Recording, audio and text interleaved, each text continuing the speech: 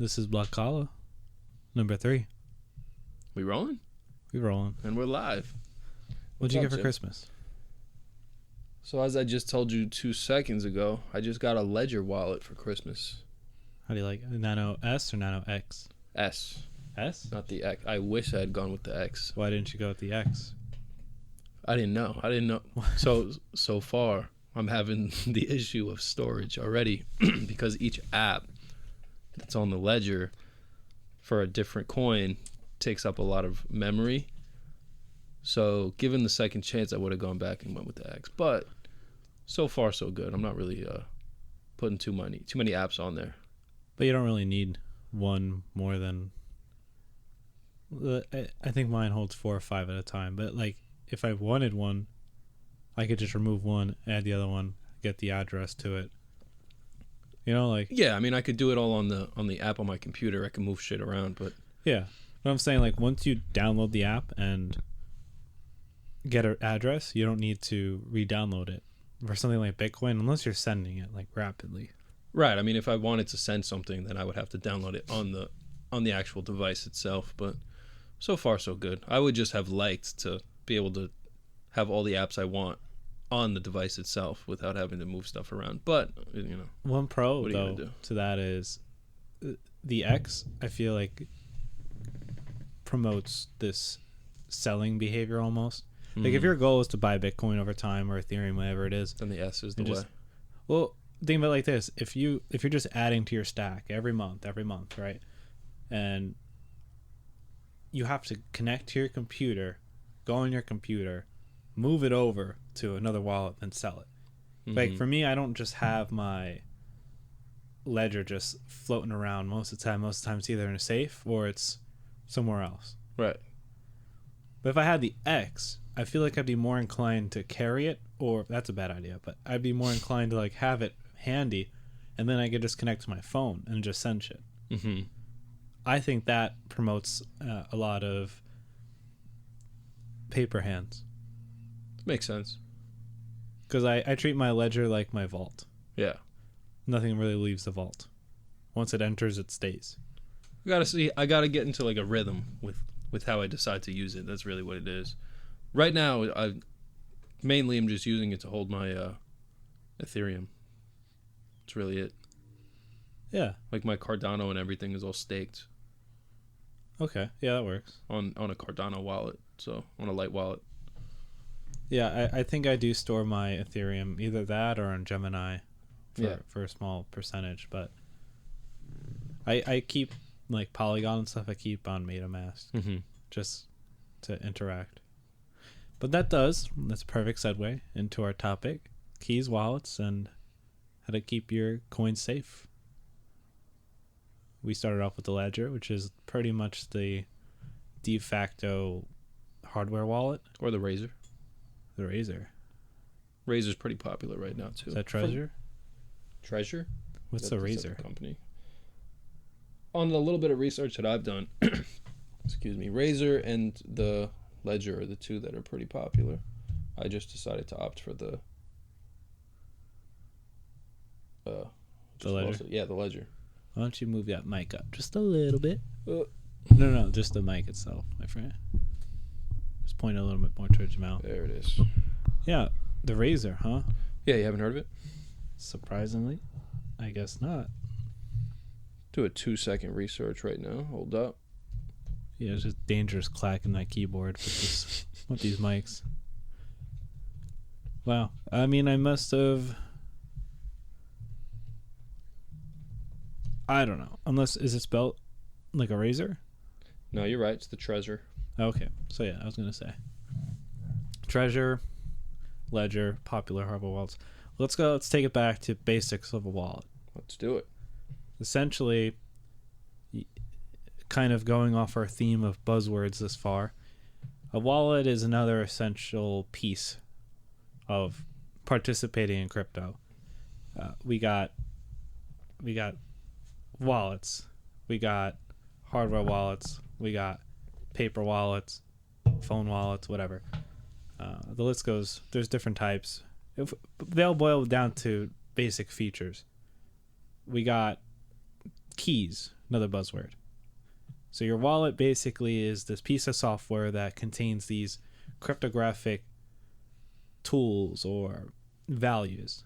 So when you send, as some of the listeners might know, when you send crypto, typically it's all done through these random addresses. We call them hashes in the blockchain episode. You're sending these, when you send coins, you use these hashes, and this is called a public key. Heard the term? Yeah. Okay, so as it sounds, it's public. So when I send you a Bitcoin, I'm taking your public key, and I'm just interacting with it. I'm just sending you money. And you'd like that. I would like that. You can't do crypto with no wallet. To use your public key, I could add Satoshi's public key to my software as like a read-only option, and I'd be like, wow, I have so much Bitcoin. But to actually send that Bitcoin, we're going to need a private key. So imagine you're going to somebody's house and you have their address. Right? We get on the highway, we go, skirt. We get to the house and we try to open the door and we don't have the key. Can't get in. So that's essentially what a wallet does. It's just a piece of software that contains these cryptographic keys and allows you to interact with tokens or coins. And they're not all the same. Yes. In this scenario, we'll just keep using Bitcoin because it's the most beginner-friendly, most known topic. They all kind of operate the same. But essentially, that's very summarized how a wallet works. You just have almost like a holder of information, and that allows you to access whatever coins are on your address on the public ledger. If you don't have your private key, if you don't own your keys, you don't own your coins. Example, if you are holding all your money on Coinbase, sure, they're a reputable company. At the end of the day, unless they have insurance, which I'm not 100% know about, sorry about that. If they were to get hacked or stolen, that's it. Unfortunately, it's a wrap for your coins. It's a wrap. If you use Binance, Qcoin, what are the other exchanges these days? Gemini, yeah, I think Gemini, they might have insurance. I don't think so. But typically, whenever you're interacting with an exchange, you're at their mercy, right? You just better hope they have their stuff together. Because if they have an exploit or someone has a password that shouldn't, list goes on and on. Right, because you can store all your coins there. Because all you're doing with an exchange is when you send your coins to Coinbase is you're just using that public key, sending the coins to the public key, but you don't own that private key. If Binance were to get hacked, so many people would lose their money. Because for a while, I don't know if it's still that, but Binance was like the de facto get into crypto, want to buy altcoins location. So I imagine maybe a year ago, from like 2017 to 2020 maybe. It's 22 now. That's crazy. That was the place to go. Now I feel like they've restricted how much they offer non-verified people. And now there's like a Binance US, so it's different. Well, everybody's cracking down now. Yeah, everyone is cracking down. That'd be a good topic at a later point. But my argument stands is that if we're talking about wallets, it's important for a new person to realize that if you don't own your wallet keys, if you can't export your keys, you don't own your coins. Another popular way that most wallets kind of offer now is you might not get a key. You might be able to export a specific address's private key and import it to another wallet. Typically now you get these seed phrases. Have you seen them? Yeah, when you first sign up for a new wallet. Yeah, typically nowadays, I guess it's always been like that. I remember when I got into crypto, I never really used the seeds. Maybe it's a while ago now. I don't remember, but seed phrases are the big thing. The seed phrases are they call it a mnemonic phrase. And that's fairly new. No, I shouldn't say that's new. I'm not sure when that started becoming really popular. It might have been as soon as I got into crypto in like 2014, 2015, whenever that was. Because when I thought I was a hotshot, probably 2017, first getting into crypto, just buying bullshit that everybody was talking about, then there was no seed phrase at that time. For what though?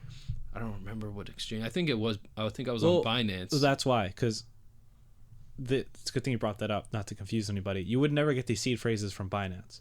I'm talking about if I download a Bitcoin wallet on my phone, they're going to have me back up the seed phrase, and it's just 12 or 24 words. Right. I'm familiar with the seed phrase, but I don't know why they wouldn't ask you for that. That's because you don't own the wallet, right? Yeah. Or like the key. with Binance, for example, all you're doing is sending them coins. They're holding your coins. You'll never get any sense of security from them. It's all trust. The idea, like when you're operating with an exchange, your wallet should be your central point of acting, whether it's your ledger, like you were mentioning, or just an app on your phone. You should never keep your coins on an exchange for extended period of time. It should be send coins, do your transactions, take the coins off. That gets tricky when it comes with Ethereum and the gas fees, because now it might cost you $20 to send $30. Maybe it's not worth it, and that's a risk you're willing to take. But if we're talking about Bitcoin, the fees for Bitcoin are very cheap now. If you're sending $500 in Bitcoin and buying, let's say, Litecoin, don't leave your coins there. You should have a wallet. You should have something secure set up that you could send that back and be able to keep your own wallets. Because at the end of the day, if Binance get hacked, they're not going to give you the money, or I don't know the legal ramifications of that. You're kind of screwed. You're kind of screwed. Out in the water, I think right there. so. Yeah. So have your seed phrase known. We'll get into that. Another thing I would like to mention, I don't know how common this is, but whenever you're sending money to a wallet address, a public key, don't manually type it. I mean, knock on wood. You can hear it.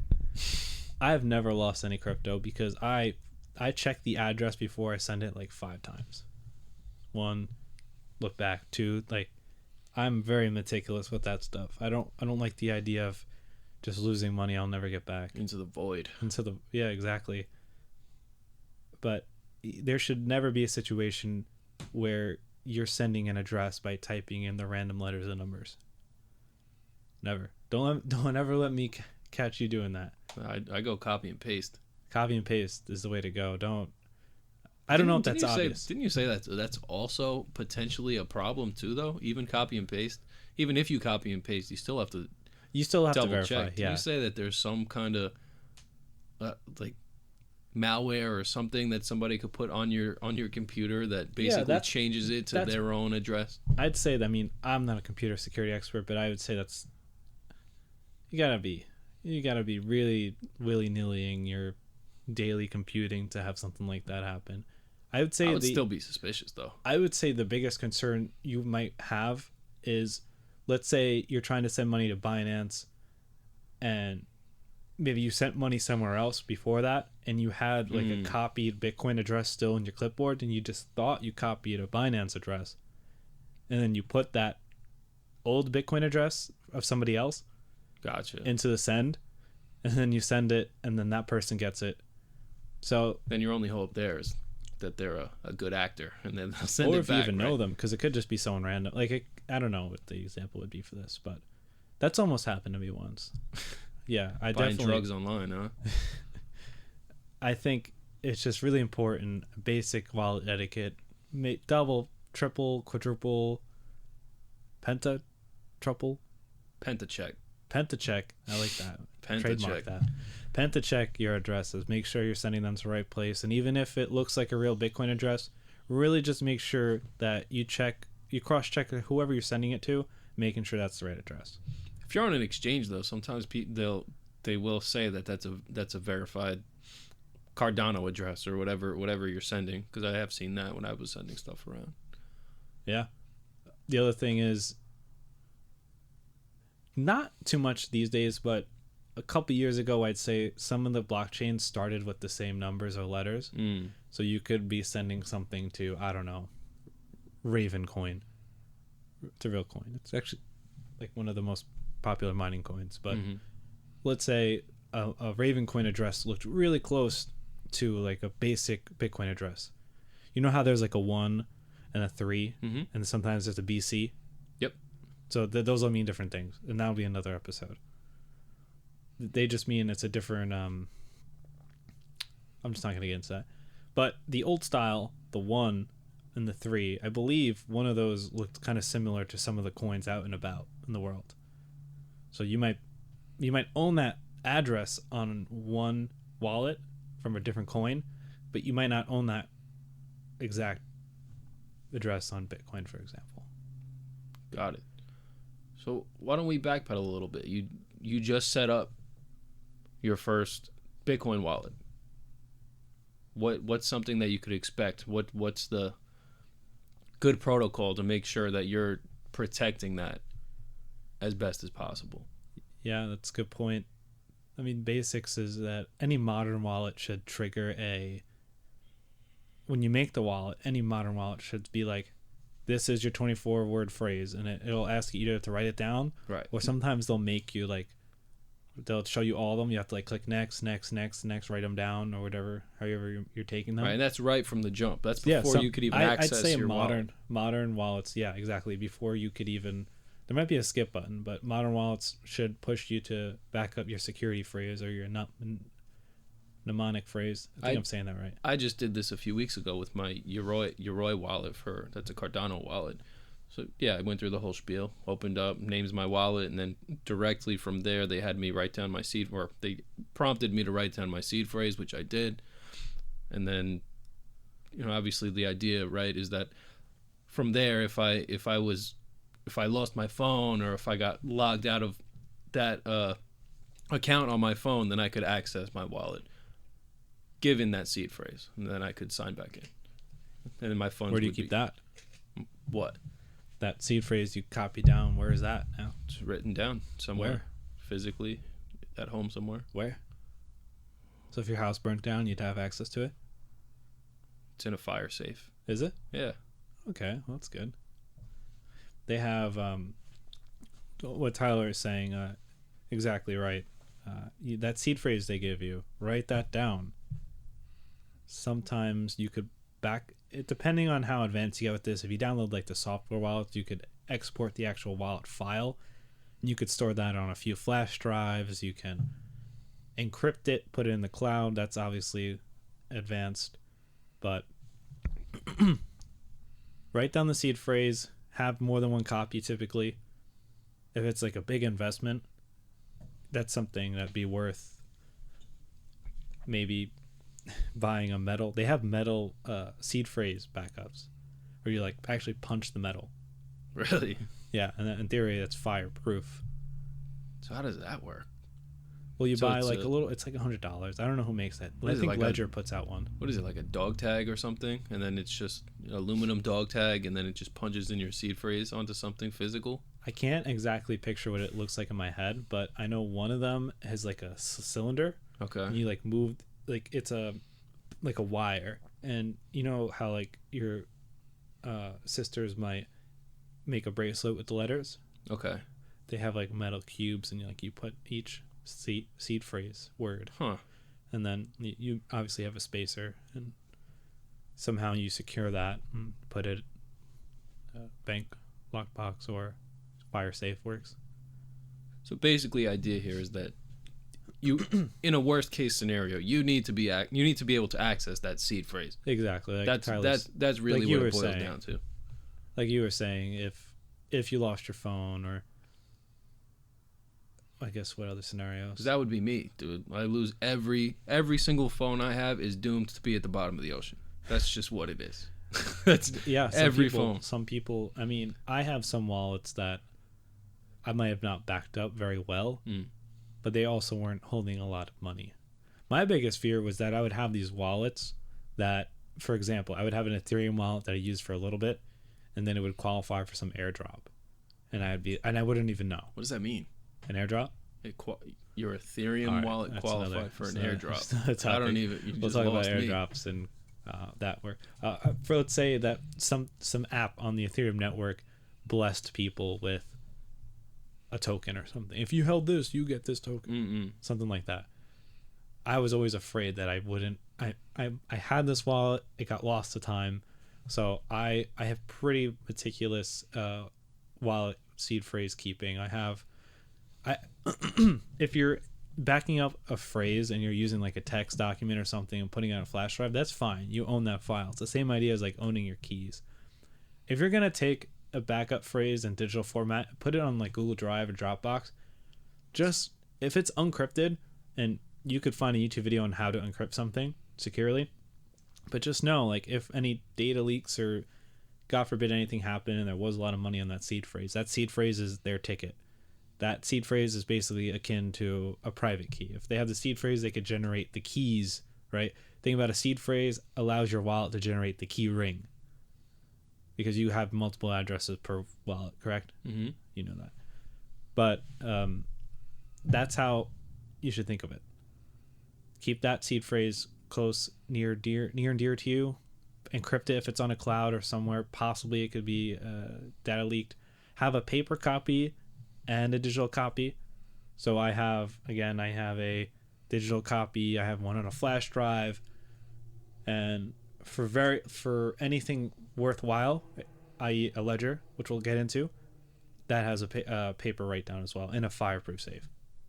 These are all very doomsday scenarios. But that's how you got to think. That's how you keep a wallet safe. That's how you protect yourself. I mean, there's so many stories about people who lose their wallets. And a garbage dump 10 years ago. They mined Bitcoin. They got like 10 Bitcoins and they're like, whatever. And they just toss it. I knew a guy, shout out to Rick. He doesn't know about this podcast, but shout out to Rick. He mined Dogecoin. He ran a Dogecoin pool back in the day. And he must have had millions of Dogecoin or, something stupid. Yeah. And he's like, dude, that's just gone to time at this point. Oh my God, he lost it outright. Yeah. He just, I mean, what are you going to do, He was about our age, maybe. I think he's like 35 now. So 10 years ago. Yeah, about 25. So. And all of his Dogecoin is just gone. Gone. Lose your keys, you lose your coins. And unless you can remember the seed phrases, which is very unlikely, not going to happen. Another spin to keeping your wallet safe I want to quickly mention is if you're using a software wallet, meaning not a phone app, like let's say you find this coin you're really interested in, it's like this very obscure altcoin, you have to download the QT wallet. Not familiar. Okay.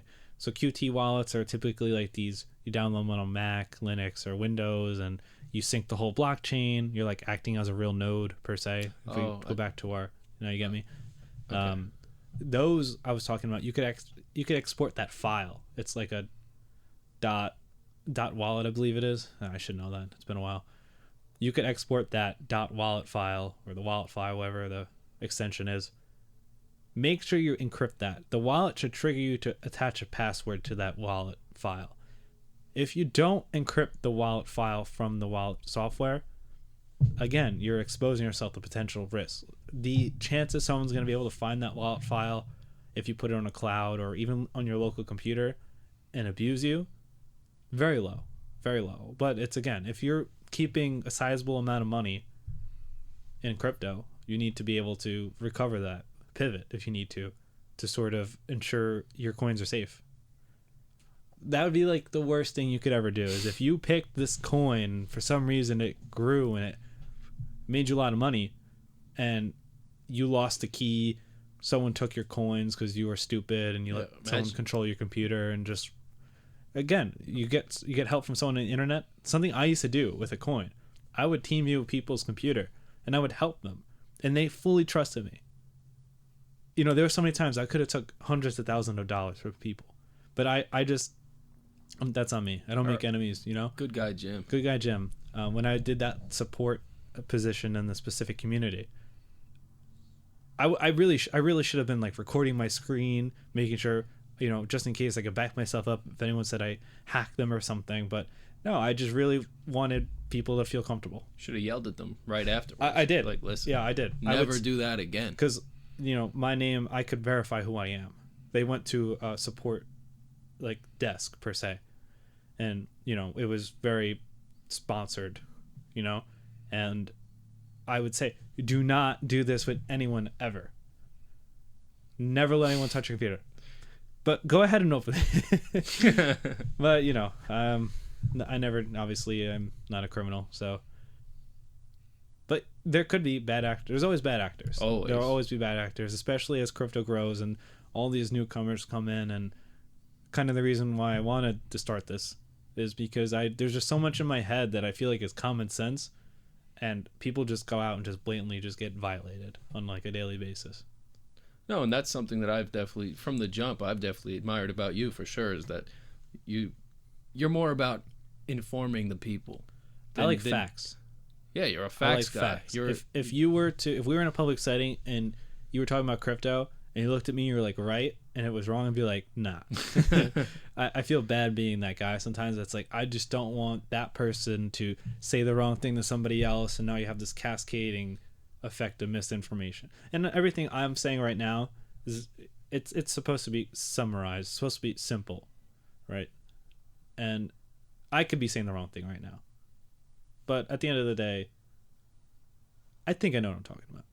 I think. But that's why we do a little bit of research before we do these. Just to I make choose sure. to believe you. Yeah. I don't think if I'm wrong, I don't think I'm that wrong either. It's probably like I'm slightly smudging the truth or the fact just to make sure the listener actually understands it. But either way, that's kind of what I was touching on. Just in saying that I do appreciate that about you, is that you're more so interested in making sure that somebody's understanding is there outside of the fact that, okay, you want to make a lot of money with crypto, or you want to invest in crypto because you hear that it's lucrative, or whatever 100%. Whatever have you. Then that's gonna be coming up here soon, is like how to invest in the crypto. And like my biggest slogan, you could ask my friend Jacob. I literally told him this today.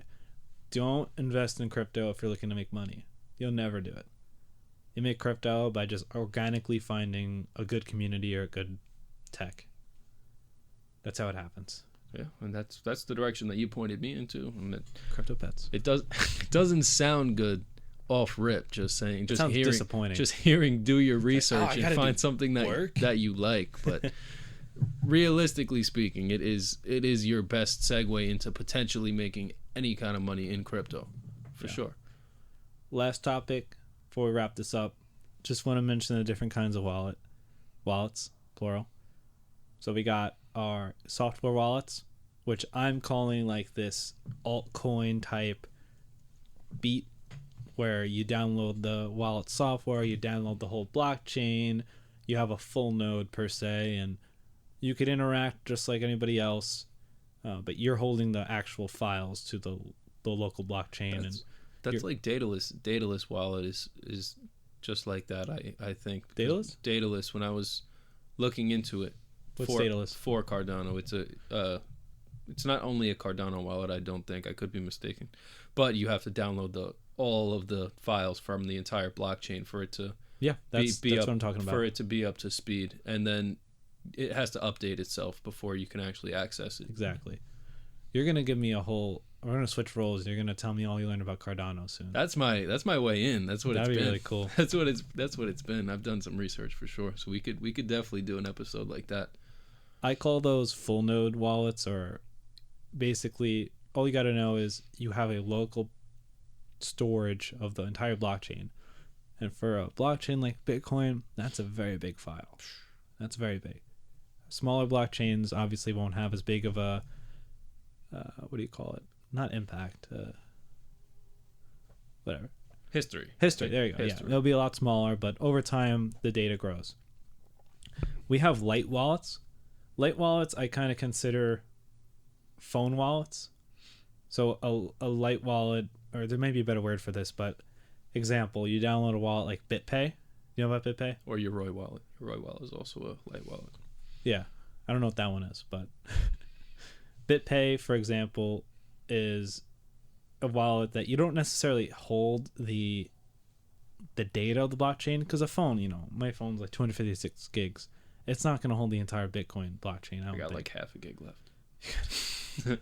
Lord help us. Lord. With that wallet, basically, I have my keys and I'm interacting with a BitPay node, essentially, using that to sort of do my transactions. So you're kind of like a client, not a server. Whereas like when you download the wallet software, you're a server. You could have your peers attached to you, and they could get their own copies of the blockchain, kind of like the public ledger system we talked about last time. So those are your white wallets. Another one's a more desktop version. It's called Electrum. I don't know if you've heard of that. No. Kind of works on the same premise. You connect. You don't actually hold the files. You connect, and you're able to transact Bitcoin or whatever coin you're using. We have paper wallets. Paper wallets are ideal for long-term storage. They're not as rugged, obviously. If you have a digital version of a paper wallet, I guess that's a little better, but at the same time, you're storing that somewhere, and that's the almighty risk if you're holding a lot of money. So the paper wallets, basically, you print out you go to a special website. I don't know what it is. I guess it's relative to whatever coin. Yeah, but it's all like the same template. Different coins, just download it, change a few things, and here you turn off your internet connection, you download the local files to the paper wallet generator, you randomize it by moving your mouse really quick or typing in a bunch of keys, and then you basically have a public key and a private key. And you could kind of fold the private key in half and seal it with a piece of tape so that if you will know if anyone's tampering with it because it's a broken tape. Mm. And you close the program off your computer, turn back on your internet connection after you printed it out, and now you can just send Bitcoin to this address. If you ever wanted to collect that Bitcoin or interact with it, you would have to cut that piece of tape, open the scroll or whatever, the folded piece of paper, and then you would need to basically scan that private key. Usually, Was it like I should have mentioned. like I should have mentioned that way earlier on. All these keys are Okay. typically held by QR codes. Obviously, I don't think that's a reach for anyone to understand. But you would have to basically take a wallet, like BitPay, for example, scan the QR code. It'll ask if you want to import that address, import it. Then you would take the the coins off those keys, and put them somewhere else. Send them, sell them, whatever you're gonna do with them. Make sense? Yeah. So I gave that to my cousin. I don't know what he is actually. I don't think he's a cousin, but he's related to me somehow. I gave him a paper wallet, and every Christmas I had money to it. Nice. So I bought him $100 in Bitcoin October 15th, 2020. He's made some money. Yeah, I bought it. It was like 15K. He's made some money. So the $100 and a little bit of added about then, probably around $500 off a $150 investment. Yeah. Or whatever it is. Pretty good. So I hope when he gets older, just cut it and do what he's got to do. Cash out. I have a backup of it just in case he loses it. And it's encrypted, it's safe. But Safe with Jim. Good guy, Jim. we have hardware wallets. So that's going to be your Ledger, specifically the Nano S, Nano X. There's Treasure. There's a few more brands that I'm not aware of and never used.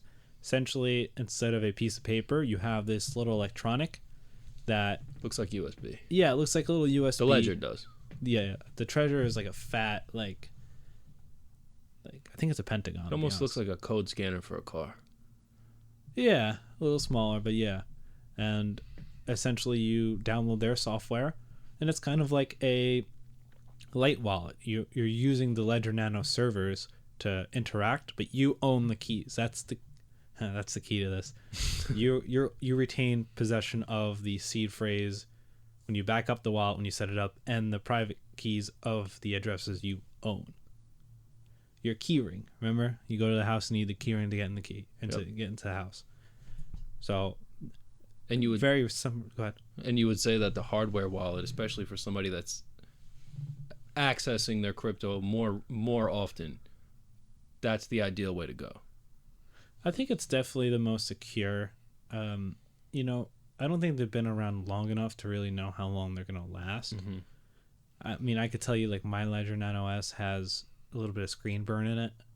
And you are at the mercy of the apps that they do download on the hardware wallet themselves. But you could, if you needed to, for example, one of the coins I used, they had a problem with the Ledger servers for a while. So they had one of the developers made like an emergency tool that you connect through the back end. You could get the coins off it for, as long as the coin you chose had developers that cared. In an event emergency, they could help you. They could make a tool, or there's always someone. There's always a way to fix things like that if that were to happen. If you're using it on a daily basis, like let's say you're interacting with Web3 on Ethereum, I would recommend something like MetaMask. maybe not throw your whole entire Ethereum load on there. Whatever you're looking to play with. Yeah, if you want $500 to buy an NFT or do a swap, keep it on MetaMask. It's so much easier. You could connect your ledger through MetaMask through the Web3 world. You could do that. I don't know if you knew that. No, I didn't. You could connect that. You could just connect the addresses that you're using from your ledger right through MetaMask. Later, MetaMask would be an example of a light wallet or enter word here wallet that I can't remember. Mm-hmm. That's always an option. But again, I would put the ledger and the hardware wallets as more of a. It's a little bit task heavy to access them. It's very secure. You have to confirm before you send it. You check the addresses on the screen and making sure, it's secure and everything. But at the end of the day, if I want to transact often, I'd probably have a smaller amount on like a phone. A phone wallet's pretty secure. I mean, think about just what's on your phone. Nobody's getting in there without your Face ID nowadays, Touch ID. You're only, like you said, you're going to lose your phone eventually. So you just got to watch out for that. You got to watch out for that. So if you lost your phone, but most of the time the apps, you need to get into the phone, you need Face ID. To get into a Bitcoin app, typically they encourage you to enable Touch or Face ID. So this might be a bit of a side note, but how do we feel about the Brave wallet? You said it's a built-in Ethereum wallet. Brave is that's a good one. Brave is a search engine that we internet browser that we both use. Jimmy put me onto it, but it has an Ethereum wallet built into it. So are you kind of poking at the fact that an amount of Ethereum that you would be willing to play with would be okay to hold in something like a Brave wallet? Before the recent update, Brave wallet was actually just a baked-in MetaMask wallet. Yeah. So little amounts. Like I said, if you're just interacting, I just feel like it's a little more open. What is? Because like when you it's like if someone were to get on your computer, very small, like rare case unless you're really stupid. If you didn't have a password on your MetaMask, some people do that. Some people don't feel like remembering passwords. I think MetaMask might force you to use a password, but I'm just a believer in if you're gonna long term something just to hold it, keep it maybe offline. So a ledger would be an offline device. Paper wallet, if you do it right, could be secure. The phone wallet is good too. I don't know. I just don't like whatever I'm long term holding being connected to the internet.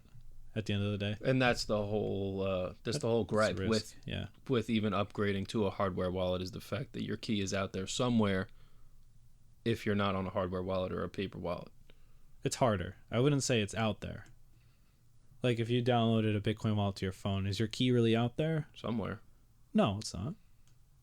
Because you generate your own key. True. Maybe I should explain that. When you open the wallet, you get a unique phrase, a unique seed phrase that is like the bearer of your key ring. That's where you get your addresses from. That's where it's generated from, those words. But I don't know what the number is, but there's like X amount of words that could be chosen. Right. And the probability of you and someone else getting the exact same one is like almost impossible.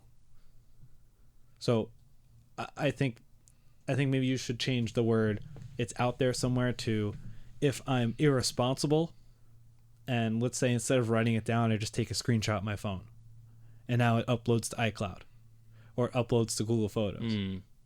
Now it's out there. Again, low chance that the event Apple or Google has a major data breach and your personal photos and stuff are exposed. Very low. But there was the iCloud thing, the fappening. You remember the fappening? Mm-mm. The fappening was I don't even know where you're going with this. In like 2015, iCloud was hacked and all these celebrities' nudes came out. I do know what you're talking about. Actually, it was called the fappening. I didn't know. That's what, yeah. Who coined that? You know what that means to fap? Yeah, no. I mean, was that like a Reddit thing? Yeah. Yeah. Okay. Like a internet culture thing. Yeah. But no, I mean, I'm sure those are more targeted towards celebrities. Yeah, but similar concept. Again, though. I'm just the point remains. I'm just saying if you're gonna have a wallet, make sure whatever you're using to store it, you have an offline version of it. I feel like you have a wallet, write it down, the seed phrase, put it in a fireproof safe. If you're really crazy or you're holding a lot of money, maybe it's worth to get like a metal backup phrase. I might look into that, honestly. Yeah, it's really cool. The idea though is you don't want to buy something pre-made with your seed phrase on it, right? Because then you just gave someone your seed phrase. Now it's out there. Exactly. So you'll get it. You'll make it on your own. You'll put in the different letters for the words. That's a little overkill, but it's really secure. And that's the whole name of the game. Final thoughts on this. Something I feel insecure about, and a lot of people tell me I'm overreacting on. I feel like if you have a lot of money in crypto, and I don't know, a lot of money is very relative. Subjective Yeah. To your net worth. But I always like to think that crypto is upcoming, and just like the people in 2010 didn't think their Bitcoin would be worth anything. I mean, as long as the Tether thing doesn't go too bad, Bitcoin's always going to be Bitcoin unless there's some major exploit discovered in Bitcoin. Maybe, just maybe, you have someone you trust. You could tell them how to access your money. If I died, I don't think anybody would be able to get my money. And that's a problem, potentially. It's also a problem. How do you handle that? I thought about writing down instructions, encrypting them in like Google Drive, for example, and maybe putting the instructions of how to get on that Google Drive in a bank lock box or something. Or maybe like a phrase, like a password that would only be somebody that you know dearly would like know how to maybe access. I give my dad the instructions of how to log on to find the instructions of how to access the funds, but that instruction is locked in this lockbox in this bank with this key. The password's in the box. Try to separate the lines of fault. I've never even thought about that. I told my buddy John about this, and he's like, "You're crazy." No, I think that's a legitimate concern. Honestly, I feel very insecure if I were. I'm a pilot. If anyone doesn't know that by now, I've only said it once, so I don't know why anyone would know that. But if something were to ever happen to me, I would feel very sad in my grave. If my family weren't able to at least have access to the funds. And I have friends that I would trust, and I know I can trust, but there's just something about crypto being anonymous. That's it. Like, if I gave you my keys, I don't think you're going to fuck me over. But if you do, that's it. It's a rip. Yeah, I mean, there's no... I would have to prove it to you, and good luck. And there's no legislative body that you could just take that to. Yeah. So that'd be like the one... what are they called? I don't got it in my head. That's a business stop, right for the picking. That'd be cool. Somebody in the crypto sphere. Like professional crypto, almost like a trust funds, like a crypto will. Crypto will. Yeah. Think about that. You should buy that. We might domain really quick. We might have to do that right now after this. I'd say that is my. People have those fears that are blank. What's that word? Yeah, irrational. Irrational. That's my most irrational fear when it comes to like money. I think that's definitely grounded in some rationality. I think stocks, there's a clear way to deal with that though. Stocks, that my family, whoever it is, will get that money. Right. It's regulated. Crypto is just the Wild West. So if something were to happen, that's it. And that's my biggest concern when it comes to backing up. You could do all you can to back up your wallet, but if unfortunately something happened to you in your life and your wife or your mom or your dad had no idea, that's a rip. Spend your whole life worrying about crypto keys and security just for you to call it. If you have that trusted loved one and you're fully comfortable giving them access to everything and explaining how to do it, or maybe they are crypto savvy and they just know already kind of the basics, great. Make sure they know. Have that plan of attack, in my opinion. That would be my luck. I would be on my deathbed. My parents would get my crypto, then they would just send it right offshore somewhere. Oh, yeah, they just typed it in. They were like, yeah, that would be it. One character off, and it's gone for your $1 million fund. I don't know what happened. Well, if anyone has any questions, comments, concerns, feel free to DM us on Twitter, or jim@blockcollar.com, or tyler.r@blockcollar.com. Definitely. And we're definitely looking for ways now moving forward to how we can get you guys involved too. So we're definitely cooking that up moving forward. Yeah, we'll figure something out. We'll also find a better way to have people contact us. Yeah. Because listing our emails at the end isn't always great either. Twitter. Twitter. At Blockholla HQ. I said last episode that I was going to start running the Twitter, but You still haven't. I still don't have the Twitter app even on my phone. I had to cut myself off because I got a little addicted. But with the running the Blockholla Twitter, I think we might be in better shape. So try us there. And that's it. That's a wrap.